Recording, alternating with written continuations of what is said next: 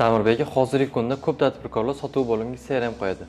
Shu qo'yish jarayonida qanaqa katta muammolar bo'ladi? Asosan sotuv varonkasidagi etaplar CRM da noto'g'ri ketma-ketlikda tuziladi, ya'ni mijozni haqiqiy real yo'lni aks ettirmaydi. Natijada sizda noto'g'ri raqamlar to'planadi, noto'g'ri qarorlar qabul qilishni boshlaysiz va sizda savdo pasayadi. Ko'pincha menejerlar o'zlari o'ylab topgan har xil statuslardan foydalanishadi.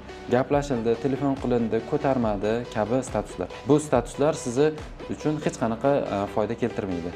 O'zi aslida qanaqa bo'lishi kerak to'g'risi desa, yangi lid ishga olindi, ma'lumot berildi, uchrashuv belgilandi, uchrashuv keldi, to'lov qildi kabi etaplardan iborat bo'lishi kerak. Bu biznesingizga qarab har xil etaplar bo'ladi. Ana shunda siz biznesingiz uchun aynan kerakli bo'lgan ko'rsatkichlarni yig'ib borasiz.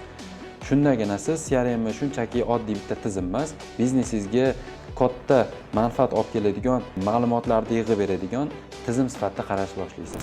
CRM va sotuv bo'limiga oid foydali ma'lumotlarni o'tkazib yubormaslik uchun profilimizga obuna bo'lib qo'ying.